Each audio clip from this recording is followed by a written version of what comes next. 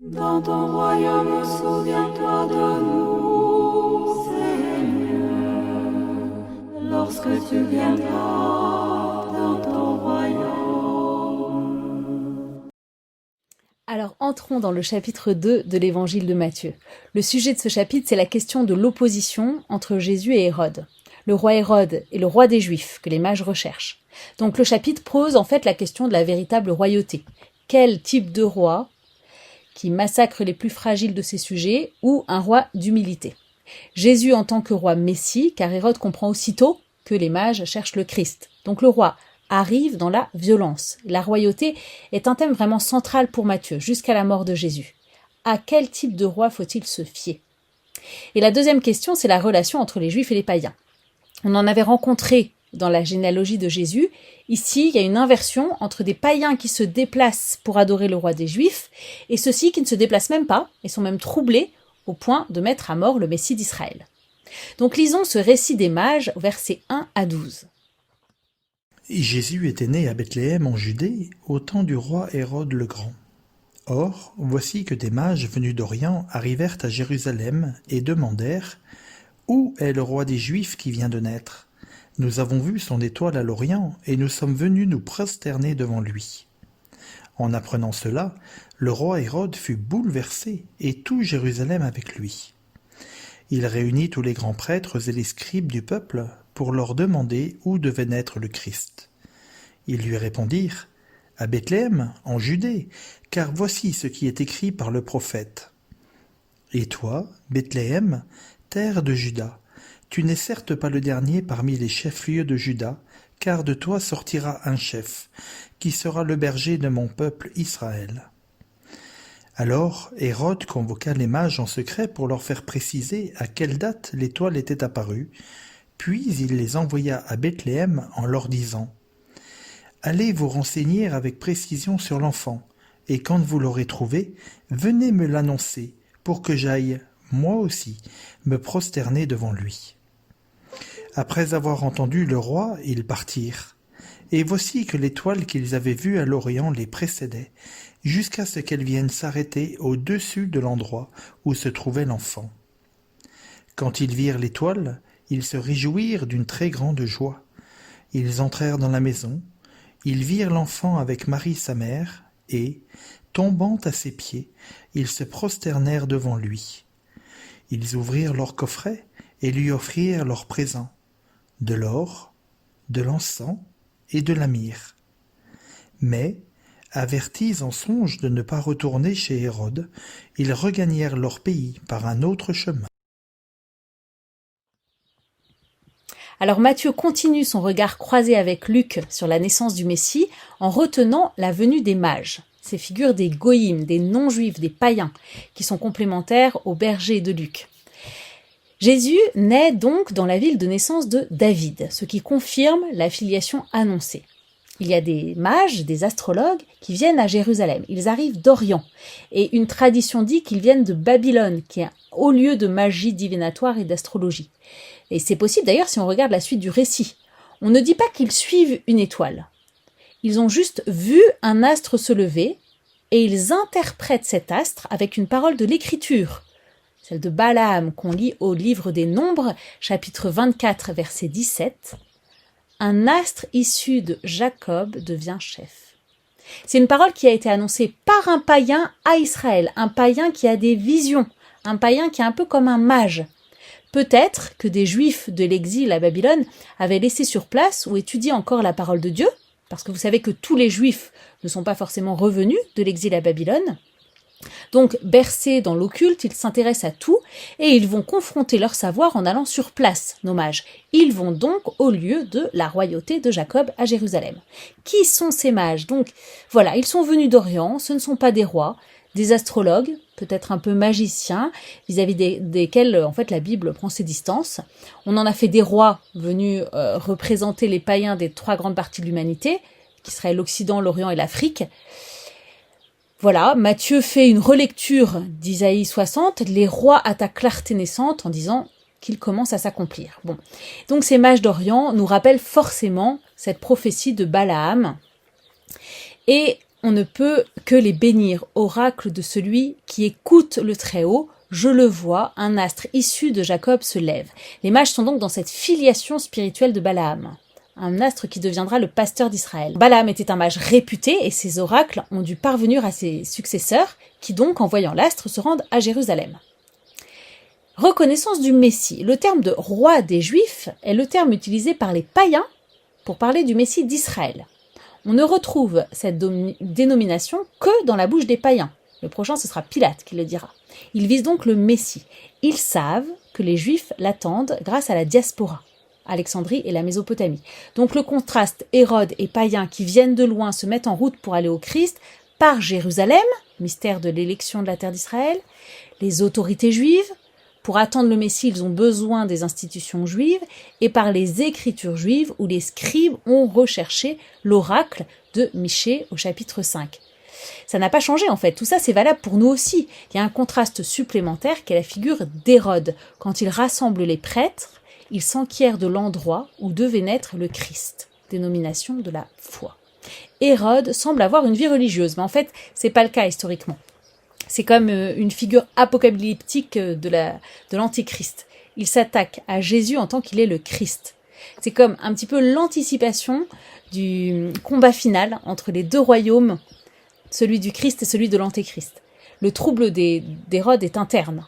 C'est un très fort trouble existentiel et tout Jérusalem avec lui. Le peuple, en fait, adopte le choix d'Hérode et les grands prêtres, qu'on ne retrouvera qu'à la Passion d'ailleurs. Le rejet du Messie, qui sera total à la Passion, en fait, il est déjà présent ici, comme la reconnaissance par les païens, et ce, dans la violence.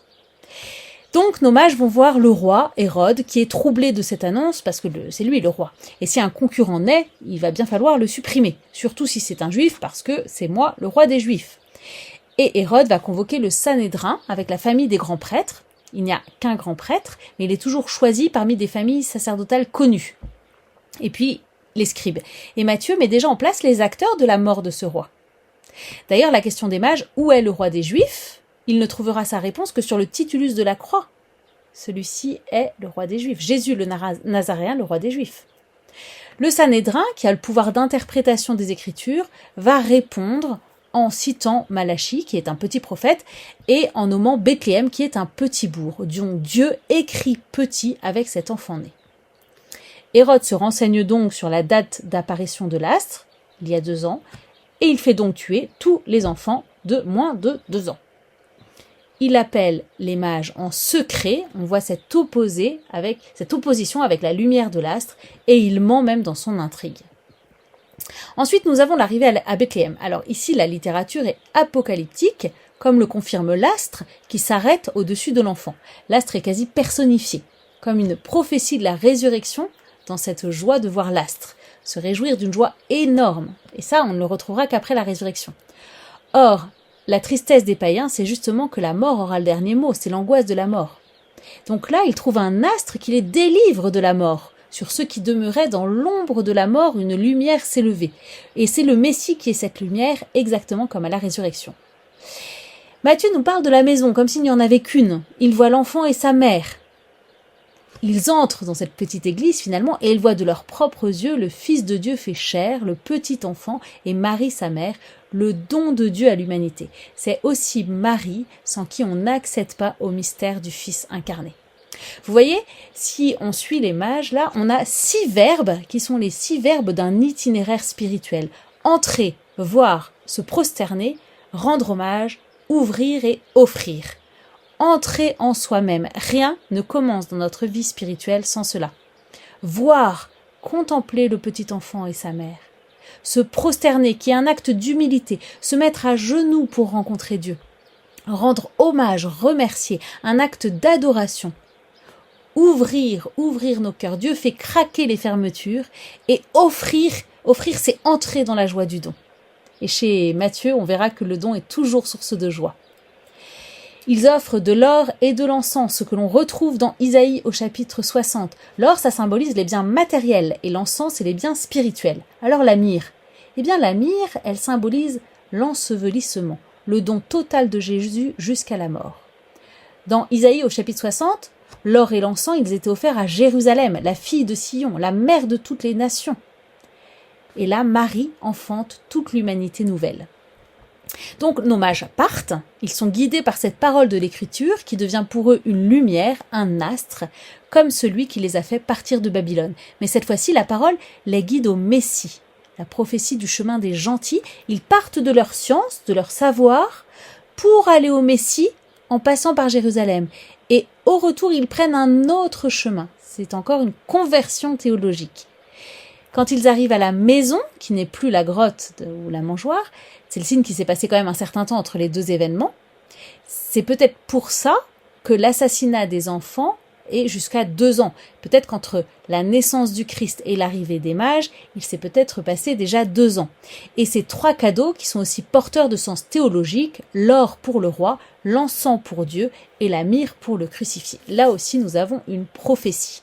Tous ces signes qui nous laissent penser que ce récit des mages est peut-être plus théologique qu'historique. Mais bon, la théologie fait partie de l'histoire d'Israël, comme l'histoire fait partie de la théologie d'Israël. Et ensuite, nous avons une fuite, la fuite en Égypte. Fuite, d'accord, mais aussi signe et rappel. Rappel de Moïse, qui lui aussi a dû fuir un Hérode local qui voulait le faire périr, Pharaon, à l'Exode au chapitre 2. Mais là, le danger et le salut sont inversés entre l'Égypte et la Palestine. Moïse, il avait fui l'Égypte pour aller vers la terre promise. Là, la Sainte Famille fuit la terre promise pour aller en Égypte. Hérode et Pharaon, tous les deux ont voulu tuer les enfants mâles. Et Jésus, comme Moïse, sont les deux qui ont survécu à ce massacre. Et il deviendra le sauveur de son peuple. Moïse a sauvé le peuple hébreu et Jésus vient sauver son peuple. Matthieu nous fait de la théologie là aussi. Il y a aussi le signe qu'un Joseph qui a des songes aille en Égypte. De même que le Joseph, fils de Jacob, qui avait des songes, est parti en Égypte et que c'est par son départ en Égypte qu'il a pu sauver sa famille au moment de la famine. Ici, Joseph, Saint Joseph de la Sainte Famille, part en Égypte et il sauve sa famille en partant en Égypte. Et enfin, on a un rappel d'Osée par la citation. Quand Israël était enfant, je l'aimais, et d'Égypte, j'ai appelé mon fils. C'est donc aussi profond et émouvant de voir comment Matthieu est allé chercher dans l'écriture biblique cette double référence à l'Égypte et à l'enfance d'Israël. Jésus, ici, c'est l'enfant Israël qui se prépare à grandir pour devenir fils. Et ce sera tous les propos de son évangile pour nous le révéler. Alors ensuite, on a ce massacre des innocents. Tout ce qui arrive aux enfants de Bethléem est provoqué par ce qui s'est passé entre Hérode et les mages. Dans son ignorance, le païen peut faire des choses graves. Les mages, ils n'ont pas fait exprès, mais en fait, ils ont provoqué une tragédie profonde et sans discernement. La mort d'un enfant, arraché à l'affection de ses parents. Ça, c'est le scandale de la tragédie humaine. Matthieu n'hésite pas à écrire des choses dramatiques. Vous savez qu'avant le texte du sacrifice d'Isaac, on n'avait pas le droit de le lire avant 30 ans, qui était l'âge de la maturité. Là, un tyran qui tue des enfants pour se débarrasser de quelqu'un, on voit l'image de Dieu qui laisse le mal à l'œuvre et c'est incompréhensible. Le scandale ici, il se joue à 3 niveaux. Il y a la souffrance innocente. Comment croire en un Dieu qui laisse faire des choses pareilles? Un enfant qui meurt par la cruauté des hommes est le scandale le plus horrible qu'on puisse imaginer. Deuxièmement, les enfants qui meurent précisément parce qu'ils appartiennent au peuple élu, le Dieu de l'Alliance qui laisse génocider son peuple. Mais c'est contraire avec l'ensemble des engagements du Dieu de l'Alliance. Et troisièmement, par un privilège un peu insigne, Dieu protège son fils alors que c'est lui qui a tout déclenché. En fait, il va falloir attendre la passion pour entrer dans un chemin de compréhension. Les faits sont bien réels. Hérode est un vrai criminel. Et on a rapporté par Flavius Joseph, un grand historien, le fait qu'Hérode faisait des massacres collectifs pour punir les gens. Ce texte est scandaleux, mais Matthieu n'aurait pas inventé un texte aussi dur et aussi contradictoire avec Dieu. Il n'aurait pas risqué de faire chuter, de scandaliser. Donc, si Matthieu rapporte ces événements, c'est parce qu'ils sont connus. C'est un drame dont on parle encore, et la communauté se pose encore la question. Il y a encore du mal, il y a des innocents qui meurent. Est-ce que Jésus a vraiment vaincu le mal ? Matthieu prend les choses en main pour nous faire réfléchir, nous faire avancer avec cela dès le début de son évangile. On a Rachel pleure ses enfants et ne veut pas être consolée car ils ne sont plus. Qui sera suffisamment fort pour consoler tout ça ?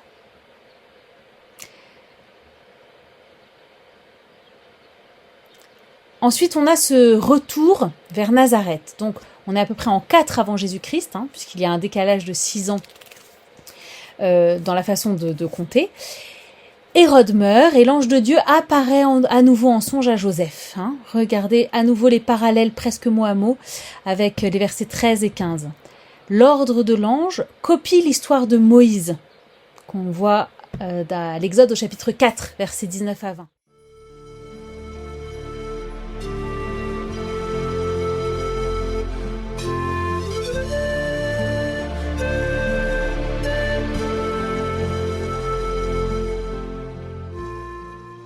L'âne qu'on voit sur les tableaux de la fuite en Égypte. Souvent on voit, cette fuite en Égypte, on voit la Sainte Famille sur un âne, mais l'âne il correspond à Moïse, pas à la Sainte Famille. Dans l'Évangile on ne nous parle pas d'âne. En tout cas là, Joseph repart à Nazareth avec sa famille puisque la Judée ne l'accueille pas. Prophétie de Jérusalem qui n'accueille pas le Messie. Et vous remarquez que Matthieu écrit Nazoréen, qui est un terme précis. Nazareth, qui a été fondée au IIe siècle avant Jésus-Christ par un clan familial qui s'appelait les Nazoréens de Natser, qui veut dire le rejeton. C'était des lointains descendants des rejetons de Jessé, de Bethléem. Et tout le village devait être de cette descendance, Marie inclus. Et dire qu'on est de Nazareth veut donc dire qu'on est à la fois des Nazaréens, des habitants de Nazareth, et des Nazoréens, des descendants de David. Et d'ailleurs, Saint Jean reprendra ce titre de Nazoréen sur le titulus de la croix, au chapitre 19, verset 19.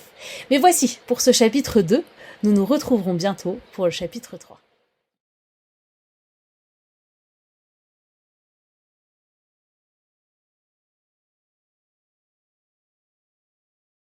Bienheureux les pauvres en esprit, car le royaume des cieux est à eux.